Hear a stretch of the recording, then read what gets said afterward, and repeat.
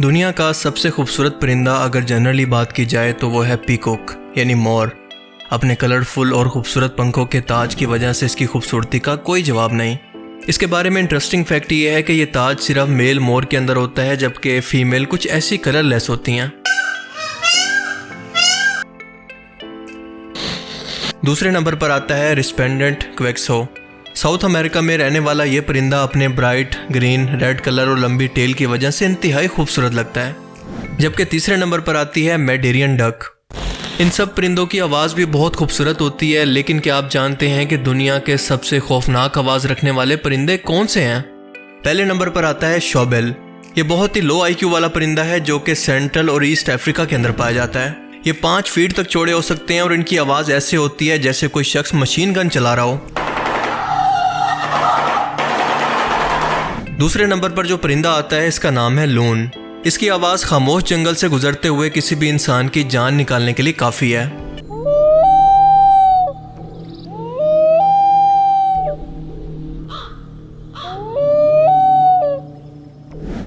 इसके बाद आता है हॉर्न स्क्रीमर, जिसकी आवाज़ कुछ ऐसी होती है जैसे किसी मुर्दे की आवाज़ हो।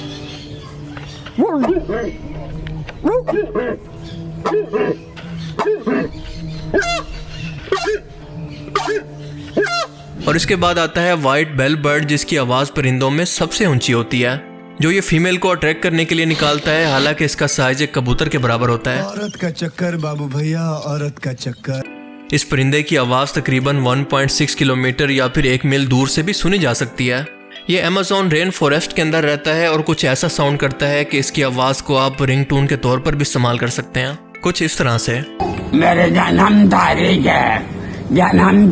है। सॉरी, ये नहीं बल्कि ये वाली। आंटी का तो पूरा साउंड सिस्टम खराब है।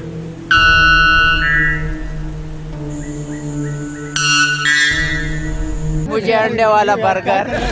Amazing random facts around the world के सीजन 2 पार्ट 34 में खुशामदीद।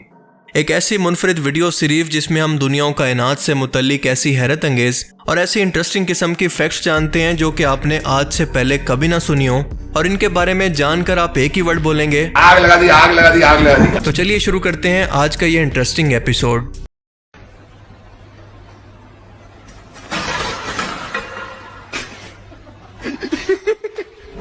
वैसे तो फिल्म्स के अंदर आपने एक अलग दुनिया का कॉन्सेप्ट देखा होगा, लेकिन रियलिटी के अंदर हैम्बर्ग जर्मनी के अंदर 50,500 फीट लंबा ट्रेन ट्रैक का मिनी टूर वंडरलैंड के नाम से मौजूद है, जो कि दुनिया के तमाम बड़े मुल्कों से गुजरते हुए इनकी शनाख्त और इनके कल्चर को दिखाता है।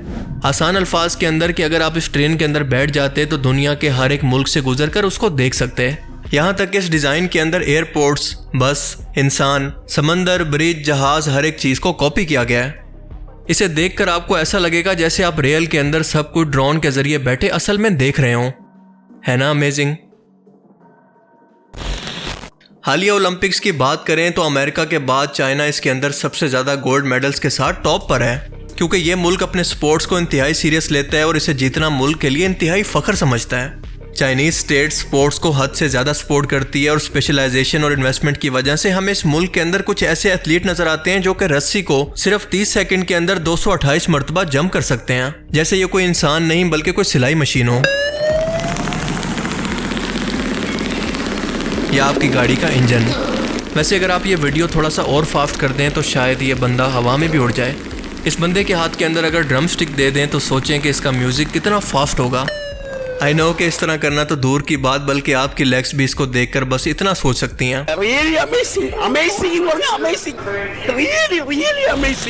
दुनिया में कई ऐसी जॉब्स हैं जो कि इंतहाई यूनिक हैं। मिसाल के तौर पर इस बंदे की जॉब, जिसका काम इंडिकेटर की तरह रास्ते से एयरप्लेन को पार्क करना होता है। जैसे ही प्लेन रनवे पर लैंड करता है, एक सेफ्टी व्हीकल रास्ता चेक करने आती है और ये बंदा 2 लाइट्स हाथ में पकड़कर इशारे से प्लेन को एग्जैक्ट इसी जगह पर पार्क करता है जहां पर ये येलो लाइन मौजूद है। बिना ये सोचे और अपनी जान की परवाह किए कि अगर अचानक से एरोप्लेन की ब्रेक्स फेल हो जाएं तो इसका क्या होगा। तो क्या आप ये जॉब करना चाहेंगे?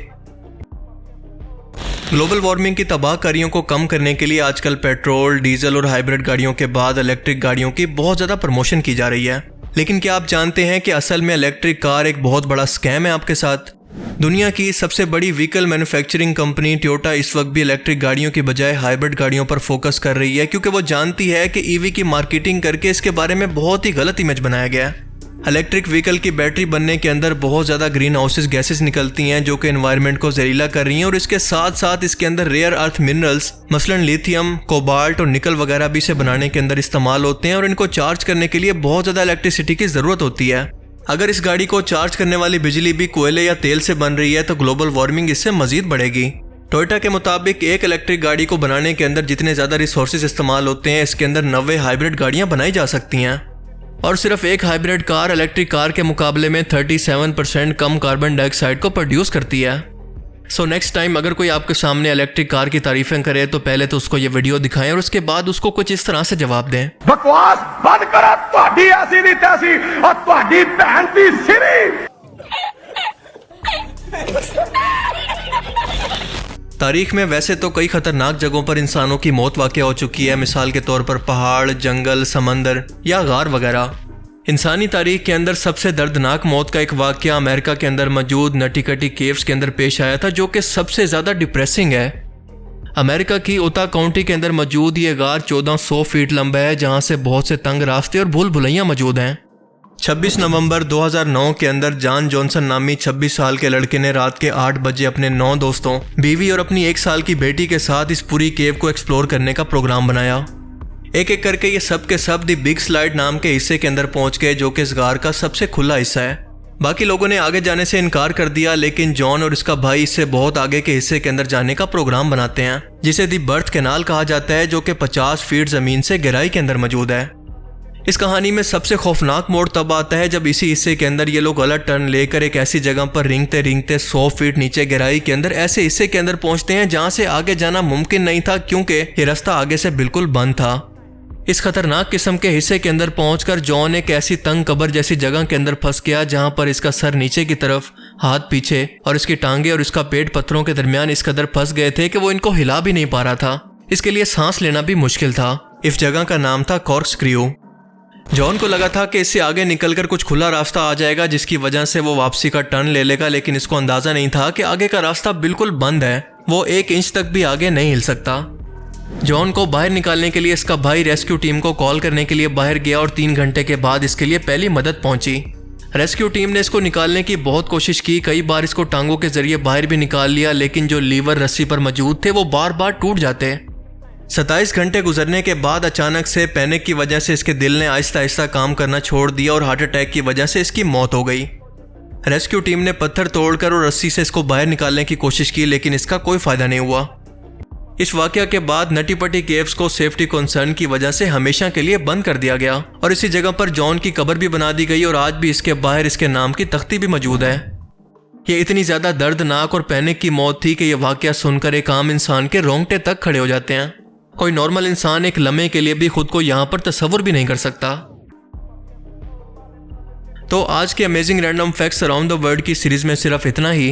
आपको इनमें से सबसे अमेजिंग फैक्ट्स कौन सी लगी और क्यों, अपनी कीमती राय का इजहार कमेंट सेक्शन में ज़रूर करें। और अब मैं मिलूंगा आपसे एक ऐसी ही नई इंटरेस्टिंग वीडियो में। तब तक के लिए अपना बहुत सा ख्याल रखिएगा। Thanks for watching this video. Allah हाफिज। खत्म। Bye bye, tata, goodbye, गया।